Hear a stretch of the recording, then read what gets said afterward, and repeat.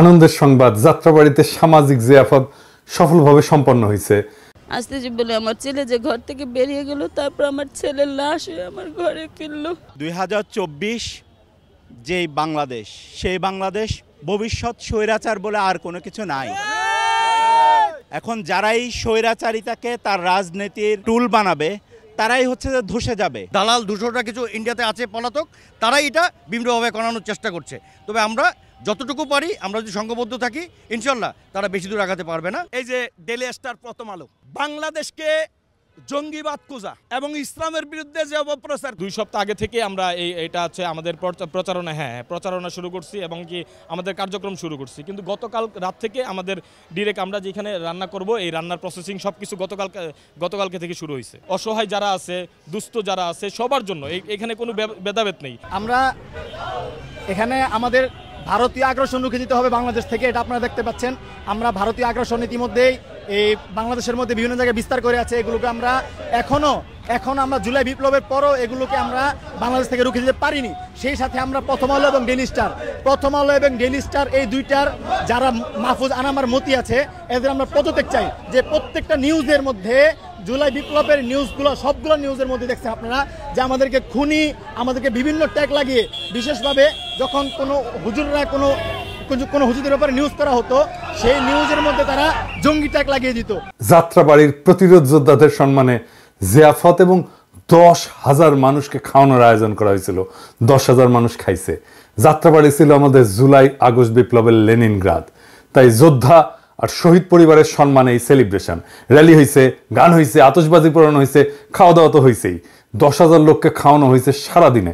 তারপরে অনেক খাবার বেঁচে গেছে। এলাকার মাদ্রাসাগুলোতে দেওয়া হয়েছে খাবার। আমি অবাক হইলাম, 10,000 মানুষ তো কম না, তারপরেও খাবার বাঁচে কেমনে? আয়োজনে যারা ছিল তারা বলছে খোদা তাআলা বরকত দিচ্ছে। হয়তো দিচ্ছেন। যারা দান করছেন আমি তাদের কাছে কৃতজ্ঞতা জানাই। আধার প্রদীপ ফাউন্ডেশন বাংলাদেশ টিম কাজে সাহায্য করছে, তাদেরকেও আমি কৃতজ্ঞতা জানাই। পর্যটন কর্পোরেশনের শেফরা হিসাব বিনা পারিশ্রমিকে রান্না করে দিয়ে গেছেন, পর্যটন কর্পোরেশনকে আমাদের কৃতজ্ঞতা। শহীদ পরিবার যারা আসছেন তাদের কাছে কৃতজ্ঞতা। পুলিশের তরফে নিরাপত্তার জন্য ব্যবস্থা করা হয়েছে, উনারাও শহীদ পরিবারের পাশে বসে খাইছেন। এক অপূর্ব দৃশ্য। এইভাবেই অবিশ্বাস আর সন্দেহ কাটবে।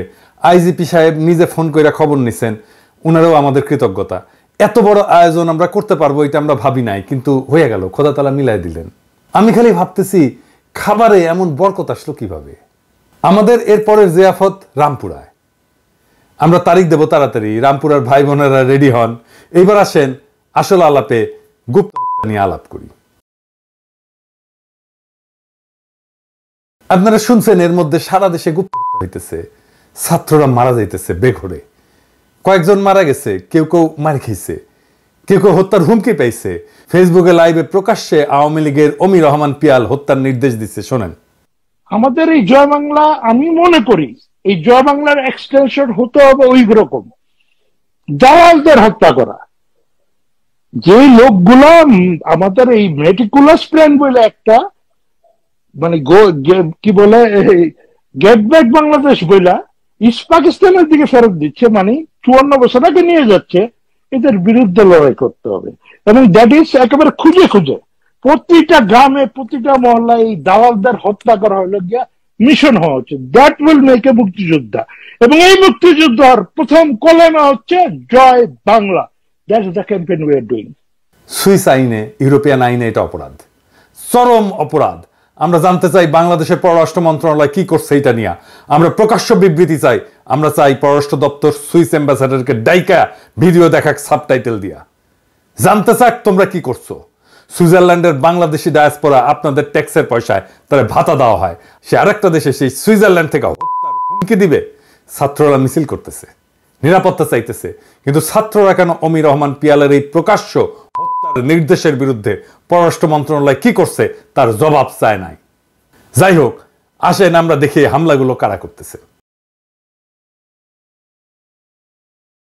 আমি মনে করি না যে অমি রহমান পিয়ালের হুমকিতে বাংলাদেশে কেউ কিছু করবে। ওই ক্ষমতা ওই হ্যাডম অমি পিয়ালের নাই। রাজনীতিতে এইসব ভাব নিতে হয়, সে নিছে। এই ভাব ওর পশ্চাতে হামদায় দিতে হবে, সেটা পররাষ্ট্র মন্ত্রণালয় করুক, না করলে আমরা দেখব। তবে যা রটতেছে তার মধ্যে কিছু ঘটনা আছে যা নিজেদের মধ্যে মারামারি, ছিনতাই, আবার কিছু সত্যি সত্যি গুপ্ত হত্যা। এর মধ্যে আমি সাদমান বলে একটা ছেলে, এই যে লড়াইয়ের ফ্রন্টলাইনার, তার একটা স্ট্যাটাস দেখলাম যে তার উপরে হামলা হয়েছে আর সে মৃত্যু ভয় করতেছে। আমার যেহেতু তার সাথে যোগাযোগ আছে এবং ওই ছেলেটার ভিডিও আমি ইউজ করছি, কিন্তু ছেলেটাকে পুলিশ আর্মার্ড কার পেইন্ট দিয়া অকার্যকর করে দখল করে নেওয়া সেই যুবক। দেখেন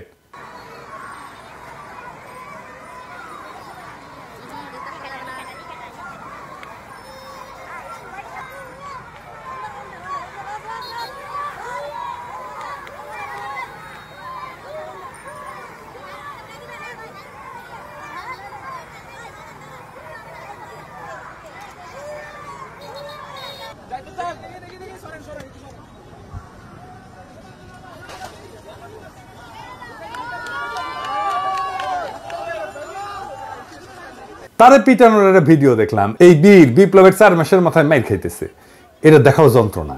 যাই হোক, ওর সাথে কথা কইলাম, সে বলল বিস্তারিত, সেটা আপনারা ভিডিওতেই দেখেন, শুনেন। আসসালামু আলাইকুম, আমি সৈয়দ সাদমান সাকিব, আমি ইউল্যাবের একজন স্টুডেন্ট।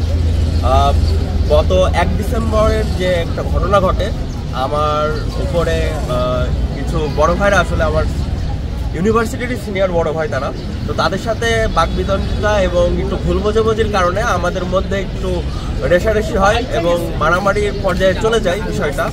তো সেই জায়গা থেকে আসলে অনেক ঘটনা অনেক দিকে চলে যায়, অনেকে অনেকভাবে জিনিসটাকে মিস ইন্টারপ্রেট করা শুরু করে। কয় তারিখ?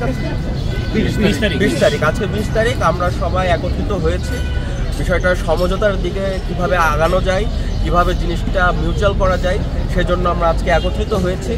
এখানে কিছু বিষয় আসলে আসছে, সেটা হচ্ছে 1-2 দিন আগে আমি একটা পোস্ট দিয়েছিলাম। তো এই পোস্টের কারণে হয়তো বা অনেকে ভাবতেছে যে তারা ছাত্রলীগ, যেটা আসলে কতটুকু সত্য কি মিথ্যা সেটা কেউই বিচার করতেছে না।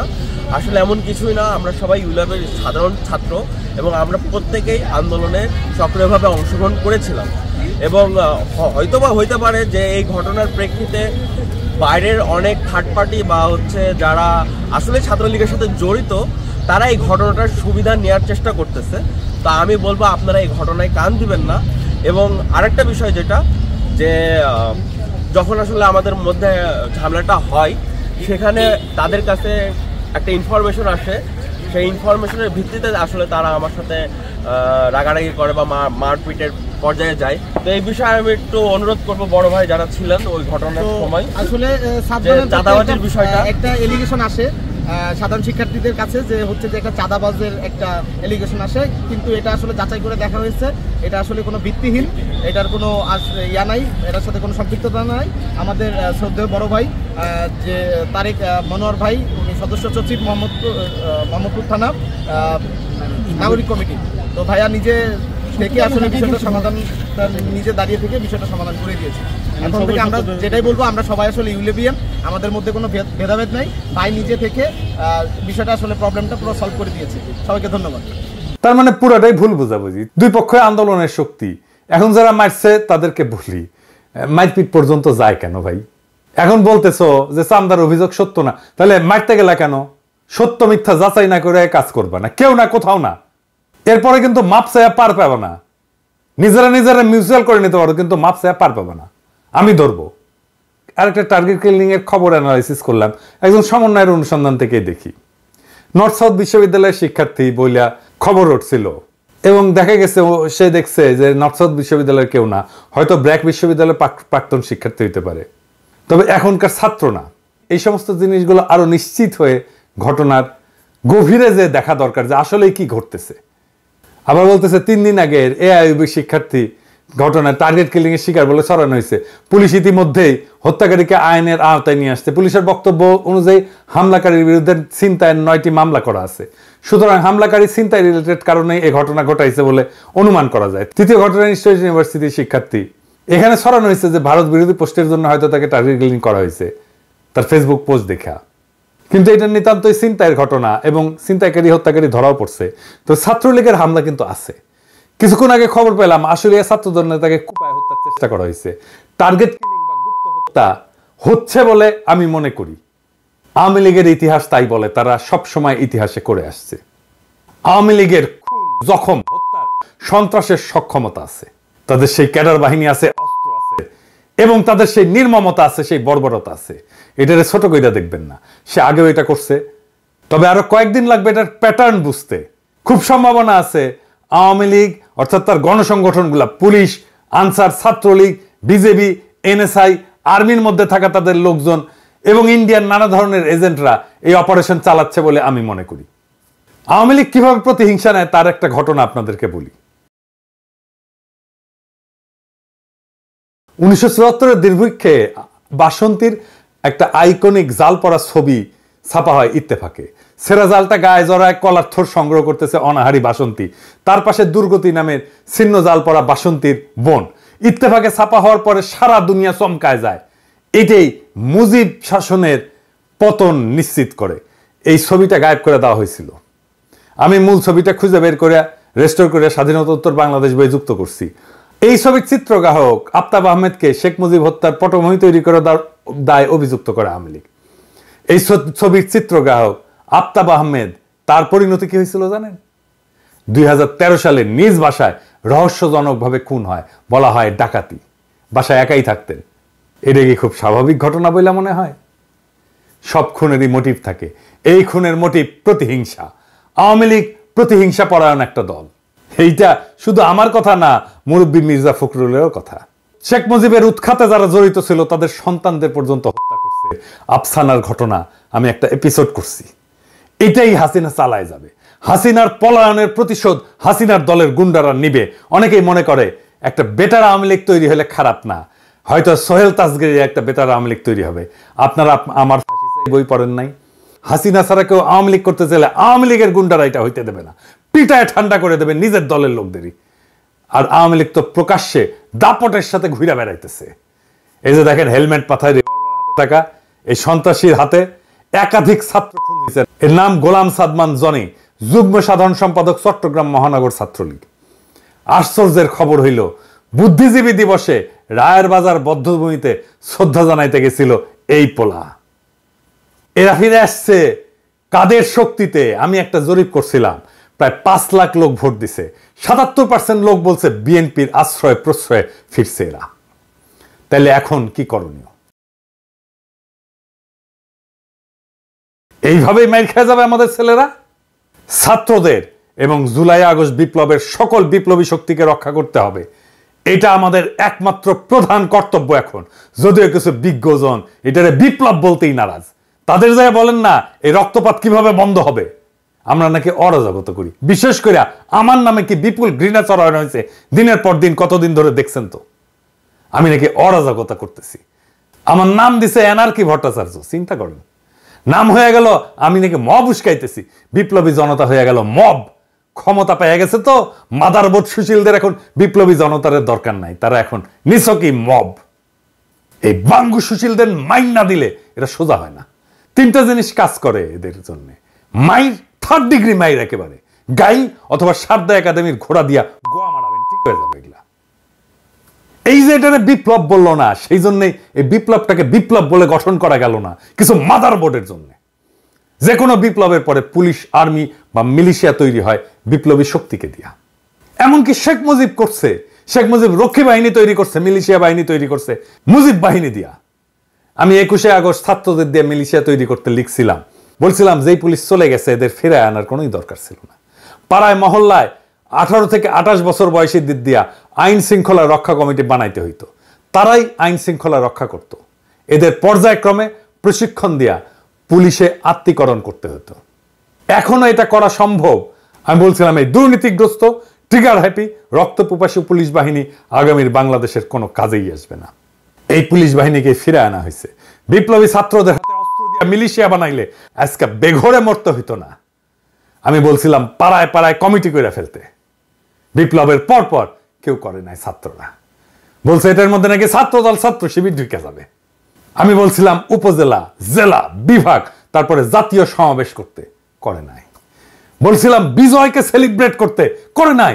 সারা দুনিয়ায় কোনো বিজয় সেলিব্রেশন হয় না প্যারিস ছাড়া, শুধুমাত্র প্যারিসে হয়েছে 5ই আগস্ট। এই যে এইটা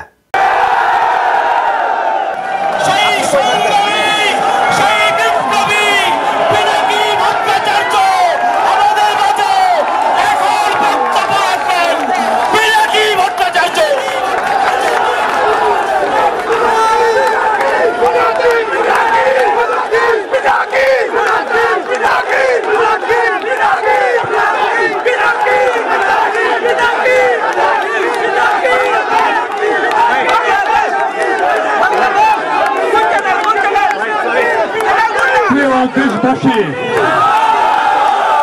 বলছিলাম ছাত্র সংসদ নির্বাচন করে ফেলতে, করে নাই। বলছিলাম স্থানীয় সরকার নির্বাচন করে ফেলতে, করে নাই। পুরা বিপ্লবী শক্তি অসংগঠিত হয়েছে দিনে দিনে ক্রমাগত, আর আওয়ামী লীগ সংগঠিত হয়েছে। এই গুপ্ত হত্যা চালাবে আওয়ামী লীগ, বিপ্লবী শক্তিকে টেরোরাইজ করতে, নিশ্চিহ্ন করতে, মাঠ থেকে সরাই দিতে। রাজনীতি কোনো সুশীল কাজ না, লড়াইয়ে রক্ত দিতে হয়, বিজয় রক্ত দিয়ে রক্ষা করতে হয়। এই প্রসঙ্গে একটা গল্প বলি, আমার নিজের গল্প। মেডিকেল কলেজে ফার্স্ট ইয়ারের ছাত্র, কমিউনিস্ট পার্টিতে জয়েন করছি। কমিউনিস্ট পার্টির যেটা প্রথম ধাপ, ওইটা বলে হচ্ছে গ্রুপ মেম্বার। তো সেই ধাপে আছি, গ্রুপ মেম্বারদের ট্রেনিং দেওয়া হয়, নানা পড়াশোনা করানো হয়, নানা বিষয়ে পার্টি কালচার টালচার ট্রেনিং দেওয়া হয়। এর মধ্যে পড়ানো হইতেছে পার্টির ইতিহাস, সংগ্রামের ইতিহাস, পড়ানো হলো ইলামৈত্রের ইতিহাস, নাচলের ইলামৈত্র। সাঁওতাল বিদ্রোহ করছিল, কিভাবে লড়াই করলো, কিভাবে নির্যাতিত হলো, সেই নির্যাতনের মর্মস্পর্শী ঘটনা বলা হইতেছে, যে ইলামৈত্রের যৌনাঙ্গের মধ্যে গরম ঢুকায় দেওয়া হয়েছিল। এবং এই মর্মস্পর্শী বর্ণনা শোনার সময় গা শিরা উঠছে, মনে হয়েছে মাইরা ফেলি ওই দারোগারে। তো এই দারোগা কাজ করছিল, আমি জিজ্ঞেস করলাম ওই দারোগারে কেন খাইয়া দেওয়া হলো না? সবাই হারে করে উঠলো, বললো এই ধ্বংসাত্মক কথাবার্তা। আমি কইলাম যে এটাই রাজনীতি। যদি দারোগাকে খাইয়া দেওয়া হতো, আগামী 50 বছরে কেউ কমিউনিস্টদের বিরুদ্ধে মাথা তুলে তাকানোর সাহস করতো না।